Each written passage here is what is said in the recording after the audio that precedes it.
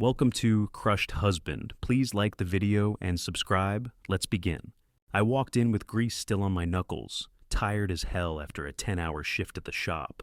All I wanted was to crack a cold beer, drop onto the couch, and catch the second half of the game. Tessa was at the kitchen table with her tablet, just sitting there like she was waiting for a food delivery, not about to drop a bomb on my life. She didn't even look up when I came in, just said it, flat as a wall. I think we should call off the wedding. That's it. No emotion, no build-up. Like she was reading out loud from an email. I stood there, still holding my keys, blinking at her like maybe I'd misheard. Wait, what? She finally looked up, all calm and glassy-eyed. I said, we should call it off. I'm serious. Quick note, before listening, share which city or country you're watching from. I tossed my keys in the bowl and stepped in. Are you kidding me right now? What the hell are you talking about? She leaned back like I was overreacting. I need someone who actually wants to build something, not someone stuck under cars his whole life. That one hit like a slap. I'd been busting my ass 6 days a week. Stable job, decent money, paying most of the bills while she worked remotely for a startup that didn't even exist 6 months ago. She never once asked what I made, never cared about how I saved. I set the beer back down without opening it. So that's it? You just woke up and decided I'm not enough for you? She didn't flinch. I've already talked to my mom. You'll need to be out of the house by the end of the month. Her house. Even though I paid most of the mortgage and handled every damn repair, I looked at her, and she just stared back like I was a project she'd finished and was done with. No tears, no regret. I didn't yell, didn't beg. I just nodded once and walked past her to grab a trash bag. If she wanted me gone, I'd be gone, but she'd regret how she did it. I tossed the first stack of my clothes in the bag and slammed the closet door shut. She was expecting a fight. I could see it in the way she sat there stiff, watching me out the corner of her eye like I might blow up or throw something. But I didn't. I just grabbed another trash bag and said, "Fine." That word hit harder than any shouting would have. She blinked, surprised, like I'd missed my cue to beg or plead. I didn't give her that. I just kept packing. I took the guest room, didn't say another word that night. The silence seemed to bother her more than anything else. Next morning, it started. Little digs, little jabs. You always make a mess with cereal. Your boots are tracking in dirt again. You left the seat up, again. All of a sudden, everything I did was a problem. Never used to be. She used to laugh about how I lived like a mechanic even when I wasn't at work. Said it was part of my charm. But now that charm turned into complaints, constant ones. I didn't rise to it. I didn't snap. I just kept packing in between shifts. Tools, clothes, chargers. My dumb little action figure collection she used to make fun of. All of it went in boxes. Then she started saying his name. Jay. At first it was subtle. Jay was telling me about this new podcast. Jay thinks it's so cool you're into crypto now. Jay helped me bring in the patio chairs last week. I said nothing, just nodded. But inside my chest tightened like a damn vice. Jay was my boy since high school. We worked together at the same car wash back in the day. Spent weekends drinking cheap beer in his garage, fixing up his old Civic just to blow the muffler off again. We'd been through breakups, road trips, stupid fights, everything.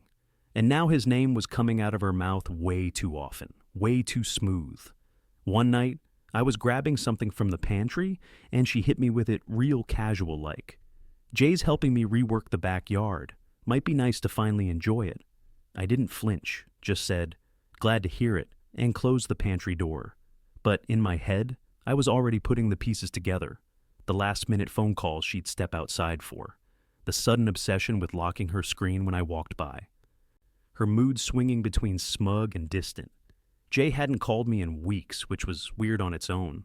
We used to talk almost every day. Always had some dumb meme or joke or update on his truck. Now? Radio silence. And here he was, popping up in every other sentence out of Tessa's mouth like he was already part of her new normal. I checked the calendar on my phone. 3 weeks until the end of the month. That was my deadline. She made that real clear. She still slept in the master bedroom. I didn't ask for space, Didn't ask for time. I didn't ask for anything.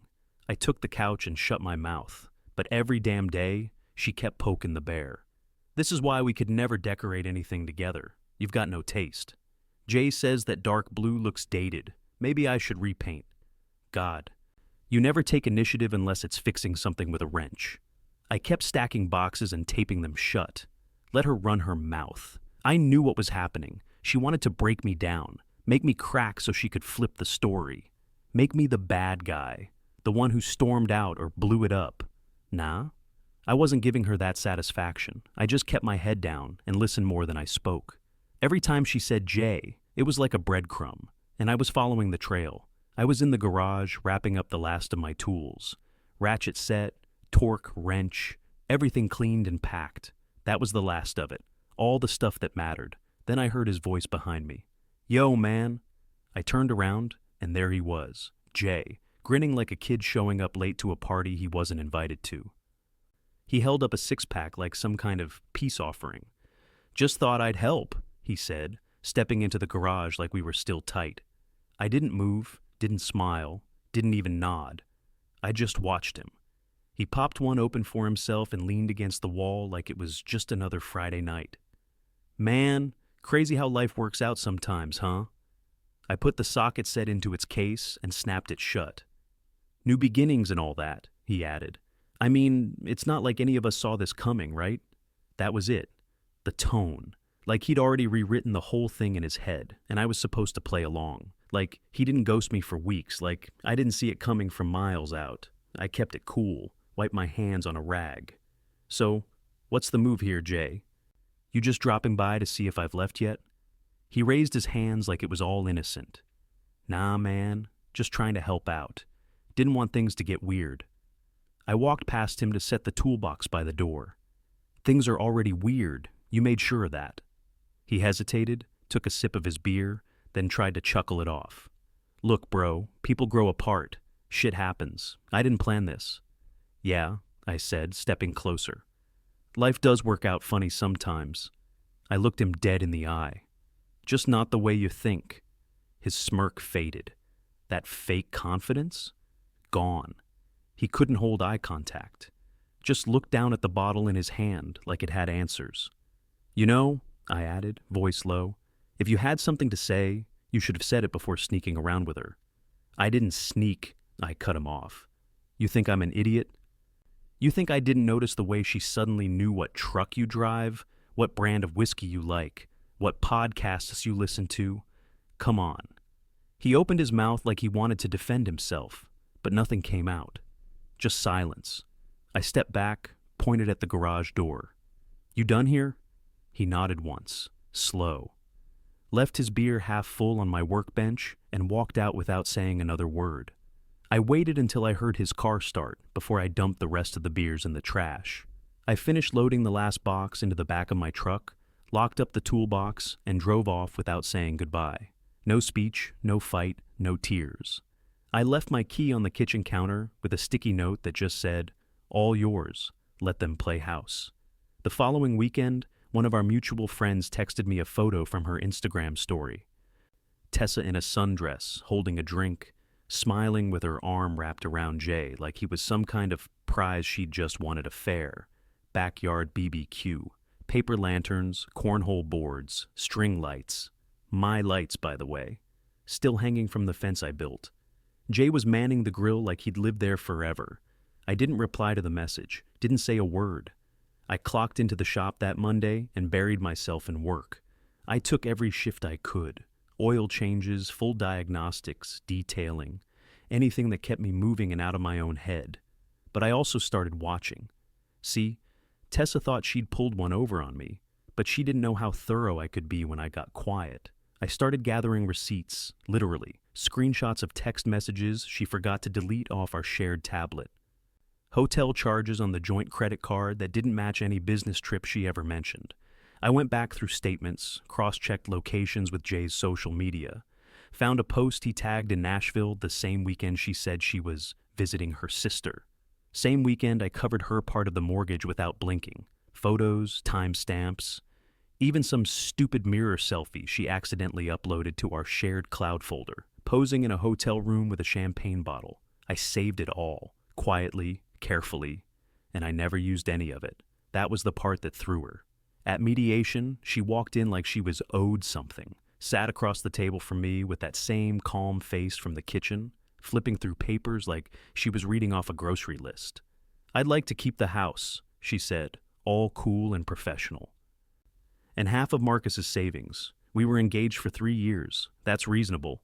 I didn't flinch, just nodded. "Fine." The mediator looked at me like I'd missed something. "You understand the terms?" "Yeah," I said. "She can have it." Tessa blinked. Probably thought I'd argue, thought I'd whip out all the dirt and blow it up. But I didn't. Because none of what she was asking for was what she thought it was. The house wasn't mine to fight for. It was never legally in my name. It was in my cousin Eddie's, who bought it as an investment and let us live there while I paid the bulk of the mortgage. And the savings? She only saw what I let her see. She left mediation with a crooked smile, like she'd won something. Let her smile. That was the whole point. I watched her walk out of mediation like she hit the damn jackpot. Papers in hand, chin up, like she'd just negotiated a raise. But the house? That wasn't hers to take. It never was. It was in Eddie's name the whole time. My cousin, my blood. He let us stay there because I paid him like clockwork. She thought she won it, but all she really got was a fresh lease in her name and a mortgage she had no idea how to handle. And the savings she thought she bled me for? Just smoke. The real money was already tucked away, flipped into rentals, funneled through a detailing franchise I opened 2 towns over, and sitting in crypto wallets I set up 2 years ago, when everyone else was laughing at it. Once I left, I got surgical with my time. No distractions, no side drama. I moved into a condo downtown, top floor, corner unit, all glass and steel. Nothing fancy, just quiet, clean, efficient. Mine, no shared drawers. No shared anything. I ate frozen meals and worked 14-hour days. I didn't date, didn't party. I just stacked. The detailing shop blew up fast. Our 3rd month in, we started pulling in more than the garage. I hired 2 techs, trained them myself, and used that income to pick up 2 rental properties on the South End. By month 6, I was clearing damn near $40,000 a month across everything. No one knew. I didn't post about it, didn't tell old friends. I just kept my head down and pushed. Meanwhile, Tessa was out there playing dress-up. Mutual friends started sending me her posts, brunch shots, matching outfits with Jay, yoga selfies in the backyard, like she was living some dream life. She'd pose with him holding iced coffees, tagging it power couple vibes, all while standing in front of my old garage. But it was all a show. I ran into Eddie one night at a bar. He leaned over his beer and said, "You know they're behind 2 months on utilities, right?" I just laughed. Apparently they didn't realize the water and electric accounts never transferred. Eddie started getting shut-off notices in the mail. "They'll figure it out," I said, sipping my drink. I didn't need revenge. I didn't need drama. I already had what I came for. Distance. And they had each other. About 2 months after that bar talk with Eddie, I started hearing Jay's name again. But not from Tessa. This time, it was friends of friends, people in town who knew both sides. Word was, Jay quit his job. Said he was starting his own brand, whatever the hell that meant. No business license, no plan. Just a new Instagram account with one photo of him holding a mason jar and wearing sunglasses indoors. Meanwhile, they kept pretending online like nothing changed, still posting like they were killing it. But the cracks started showing. That's when the texts started. First one came through on a Thursday night. "Tessa, hey, hope you're doing well." I stared at it for a second, left it on read. Next night, another one. "Tessa, just wanted to check in." I didn't respond. I could feel where it was going. Then, 3 days later, "Tessa, got time for coffee sometime this week?" That one sat on my phone for hours. I thought about it. Not because I missed her, hell no, but because I was curious. Curious how long it would take before the happy couple started circling the drain. I didn't text back. The following Saturday, I ran into her outside my old gym. I was walking out, drenched in sweat, earbuds still in, And there she was, standing by the smoothie bar with her arms crossed like she'd been waiting. She looked different. Not the Instagram version. Her face was paler, eyes a little sunken in. She was thinner, but not the fit kind, more like she hadn't been eating right, or sleeping. She smiled like nothing had happened. "Hey, Marcus?" I pulled out one earbud. "Tessa?" She shifted her weight, trying to make it feel casual. "You still coming here? I thought you switched gyms." I shrugged. "Still got the key fob." She looked down at the ground, then back at me. "You look good. Like, good. "Thanks," I said. "Jay's been super busy with his new thing," she added, forcing the words out like she needed me to ask. I didn't. She laughed once, awkward. "Crazy how everything turned out, huh?" I nodded once. "Yeah, real crazy." She glanced at the sidewalk like she had more to say. Something big, maybe, but I wasn't giving her that runway. "Anyway," I said, slipping my earbuds back in. "Take care." I walked off before she could reply, didn't look back. About a week after I ran into her, I got another message, this time from a buddy who lived a few blocks over from the old place. "Bro, check this out," it said, followed by a photo. It was their backyard again, another party. But this one looked different. Half the lights were off, a bunch of people sitting around with candles on the table, sweating through their clothes while a melting chocolate cake sagged in the middle. The caption on the screenshot said, "Power went out mid-dinner, vibes only." Yeah, real vibes. I called Eddie the next day just to confirm. "They're 3 months behind," he said flat. "I've been patient, but it's getting old." "Let it run its course," I told him. "They'll tap out before you need to." Tessa must have known the leash was shortening because next came the whispers. Friends telling me she was asking around for help, money, jobs, even a spare room for just a few weeks. Jay's car vanished from their driveway one night, not parked somewhere else. Gone. Repossessed. She posted a story the next day. "Some of y'all ain't built for real struggle." Then another one. "Tired of fake people pretending they care. No names, no direct shade. But, come on, we all knew what it was." Then came the text. No warm-up this time. "Tessa, can we talk? I need a favor." No fake concern. No, "Hope you're doing well." Just straight to the ask. I stared at it for a minute before typing back. "Me. Sorry, I can't." She hit me back 30 seconds later. "Tessa. Wow, so cold." I didn't reply, didn't need to. She picked her lane, she hit the gas, and now she was pissed the road ran out. The fall wasn't loud. It was slow, quiet, embarrassing in the kind of way you don't post about. I watched it all from the outside, untouched, unmoved. I was at the shop, elbow deep in a Civic with a seized belt, when my phone buzzed in my pocket. I let it go at first, figured it was junk. Then it buzzed again. Same number. A buddy from high school I hadn't heard from in months. I wiped my hands, picked up. "Dude," he said, already laughing. "You're not going to believe this." "What?" I asked, stepping out the bay doors. Tessa caught Jay texting some girl, at brunch, full-on scandal. She threw a drink in his face, glass, ice, the whole thing. Place was packed. I couldn't help it. I let out one sharp laugh through my nose. "No way." "Swear to God," he said. "Staff had to separate them. Somebody filmed it. I'm trying to get the video." I didn't even need to see it. I could picture it clearly. Her all dressed up, trying to hold the last thread of dignity while Jay scrolled through DMs under the table. Later that week, another friend told me Jay had been crashing at some barista's apartment on the east side. Supposedly, he showed up with 2 duffel bags and no plan. Tessa was still in the old house, but now it looked different. A neighbor texted me a photo, curtains gone, yard overgrown, half the furniture missing. Looked like a bad Craigslist rental. Then she called, 1 ring, 2. I let it go to voicemail. She didn't leave one. Next day, same number. I answered this time. "Marcus?" Her voice was low, quiet, not shaky, but not steady either. "What do you want?" I said. She took a breath. "I messed up." Silence. "I should have never let you go." I let that sit for a second, then said it straight. "You didn't let me go, Tessa. You pushed me out the door." She didn't argue. "And I thank you for it." That was the last thing I said. I ended the call before she could say anything else. She picked him. lied for him, burned it all for him. And now she was standing in the ashes, wondering where the warmth went.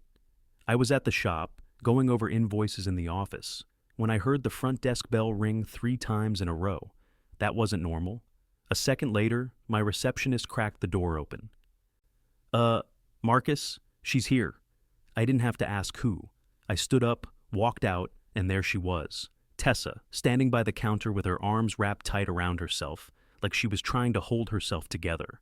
Her eyes were already red. "Please," she said, stepping forward before I could say anything. "Just 5 minutes. That's all I'm asking."